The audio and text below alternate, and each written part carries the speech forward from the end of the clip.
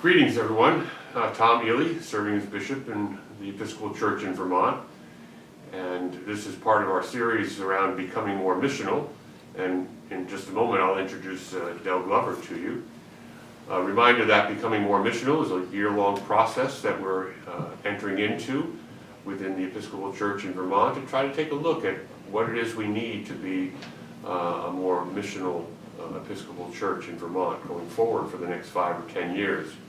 And when we think about what we mean by missional church, I'm drawn to this quotation from Jeff McGuire, who says that becoming missional is about embracing the notion that every believer embodies the life of the church in their neighborhood, in their school, their place of work, telling and living God's story in the context of compassionate and genuine relationships. Becoming more missional. Our year-long process is underway. And it's my joy to welcome Del Glover into that work with us. Del is a former executive with DuPont and a person who's had many roles in the wider Episcopal Church as well as in his local diocese, serving presently on the Board of Trustees for the Church Pension Fund, and has served on the Executive Council of the Episcopal Church in the past, and is a pretty knowledgeable guy about life in the Episcopal Church. And we're delighted to welcome you, Del, into this work with us. We've asked Del to be a principal consultant with us as we go through this year-long process of discernment, bringing all those gifts and skills from both his life in the business world and his vast experience in the church. So, Del, welcome. We're going to have a little conversation here. Maybe you want to begin by adding to what I've said about you. What in your background do you think really makes you particularly suited to this kind of work, and why do you think it's important for the church to be doing it? Well, I guess the immediate thing that comes to mind is this is an important time of transition in the life of the church. Lots of interesting things going on, lots of interesting challenges. And as in the business world, challenges or times of transition provide opportunities. And so I think this is a time for the church to reflect. I like what you're doing and calling this process into being, and engaging in this dialogue, and inviting others to be a part of this process with you. I think what I hope to bring from this experience is, the many years of working in a corporate environment where there's always an issue of accountability and having clarity of roles, and I think that's one of the things we're trying to look at. And a lifetime of commitment to this church. It's been a significant factor in my life. That's perhaps a story for another time, but it's been an important piece of the formation of who I am as a person.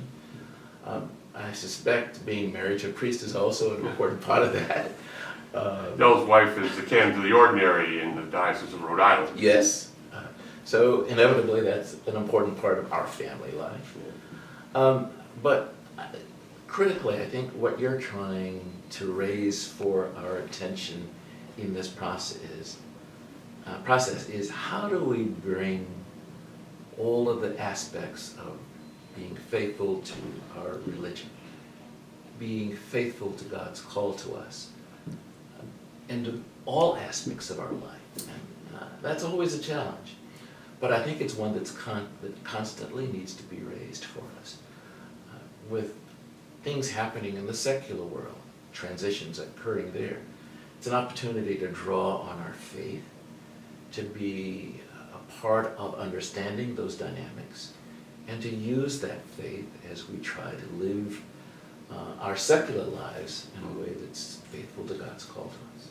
So in particular, we've asked you to come in and do some work with us around what it means for us to become more missional as we look to the future of the Episcopal Church in Vermont, and in particular around 3 major areas. Yeah.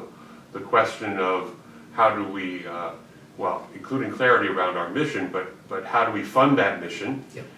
What sort of resources in terms of personnel do we need to have in place in order to support the congregations and the people of the Episcopal Church in Vermont as they engage God's mission in the world? Yeah.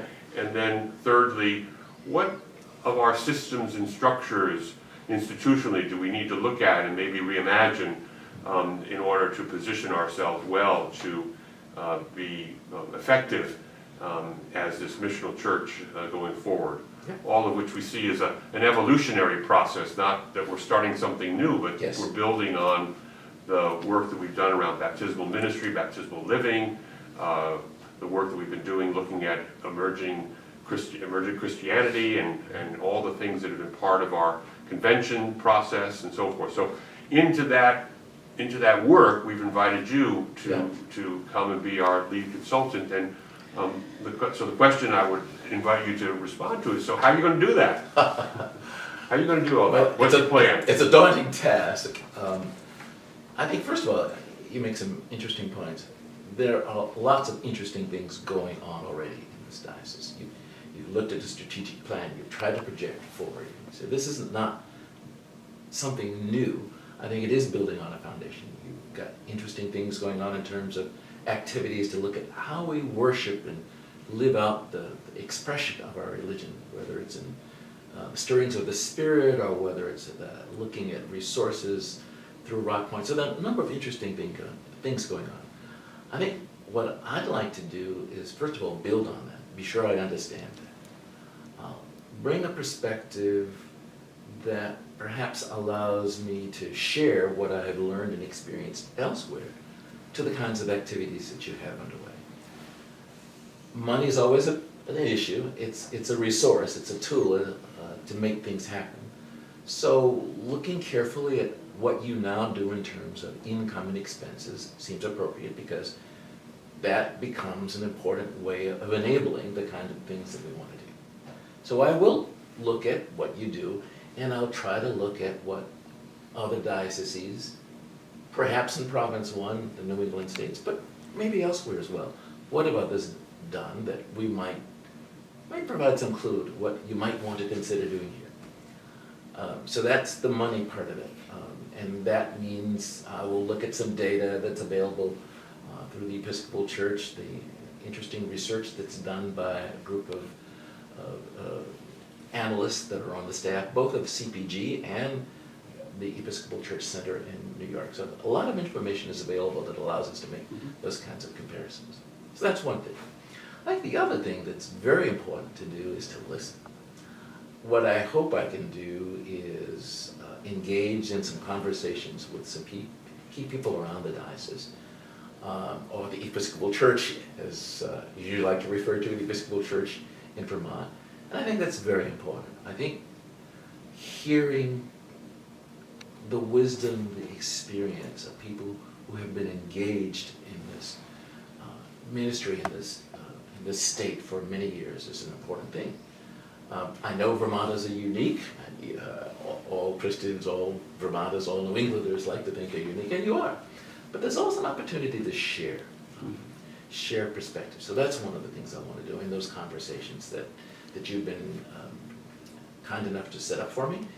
And people, as I have begun this process, people have been very willing and engaged to have this outsider come in and be a part of that conversation. They're very welcoming, and I appreciate that. So you're interviewing a number of individuals, all members of the ministry support team, Yep. key leaders Yep. in the diocese, Yes. from around the diocese, one-on-one conversations with Yes. you, confidential conversations Yes. in which you're listening deeply to what they have to say. You'll also be having a morning conversation with the clergy Some of the groups, diocese, yes. some groups of the clergy in Yes. September, group into which we've invited the wardens and treasurers of the Yes. diocese to come. Lots of conversations. So there's lots of conversations going to come up, but you're not just going to have conversations. You're going to bring forward some recommendations, some conclusions. You're going to try to draw out some suggestions for us about things that we might want to think about that will change for us. Yes. You know, this is a different approach from perhaps running, I'll say, a survey to try to generate statistical data from a statistically significant group. Is it, 20% of the people say this. What I'm trying to do in this process is listen.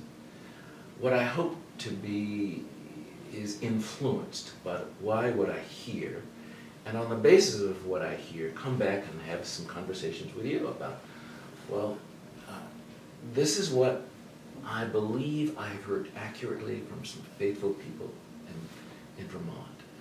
I hope that dialogue with you will allow me to say, and on the basis of what I hear, these are the things that I think you ought to look at carefully. Maybe even these are some recommendations that I think you ought to entertain. And I'll say qualified a bit, only to the extent that all of these conversations over a period of maybe 4 or 5 months won't make me an expert on Vermont. And I understand that, I acknowledge that. But I think the value is bringing an outside perspective that will allow me to suggest some things that maybe are based on what I hear in this place, but also to draw on either professional and or other experiences in other dioceses.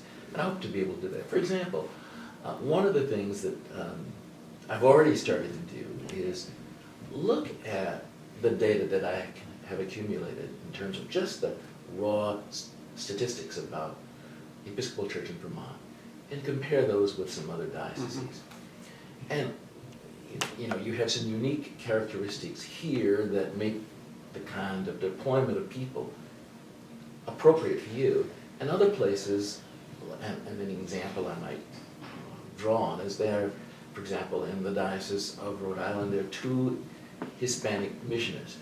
Large, very large population of immigrants in Rhode Island, which make Spanish-speaking missioners a very important part. I don't know that that's the same population makeup that you have here.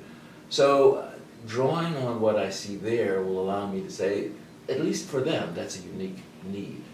What they are for you, I'll need to understand. So I want to be able to do those kind of analysis. I'd like to look at dioceses of comparable number of churches, comparable number of communicants, and what they have done in terms of the deployment of staff and structure, and use that as maybe a yardstick against which to say, well, for good and sufficient reasons, that's the way they've approached it. Maybe there's something in that approach that we ought to consider in Vermont. So it's that kind of analysis. So you're going to be doing these conversations while I'm on sabbatical? Yes. And then when I come back from sabbatical, we're going to sit down and maybe with some other key leaders, look at what you've learned and heard and the fruit of those conversations. And then our plan is to take that information and put it together in such a way that we can bring it back to the grassroots through some town meetings throughout Vermont in the mission districts, where we can say, here's what we've been hearing and here's what we're thinking. Give us some response to that. We'll take that response back and then call that a little bit more, work with that, and hopefully draw some final recommendations for moving forward that we'll bring to Dawson Council, and then ultimately will be part of the celebration we're going to have in June of 2015 that'll sort of bring this year of discernment full circle. So that's where we're going with all this. That's a good summary. And you've said something that's very key for me as I've traveled around New England. That is, there's a tradition of town meetings here where people, everyone has an opportunity to express an opinion. And I think it's a very important piece of what you have outlined in terms of how we ought to approach this. Generate the data, reflect with you, but then give others an opportunity to react to that so that there's an opportunity for ownership as well as input. And hopefully the Spirit will be at work in all of that, and we'll get some clear discernment about direction that together as a diocese, as the Episcopal Church in Vermont, we can embrace and feel confident about our becoming more missional and living out our call to serve God's mission in the world. It's a good plan, I think. We're delighted to have you with us, Del, for this. Look forward to the journey. Thank you. Yeah. Okay. My pleasure. Yeah.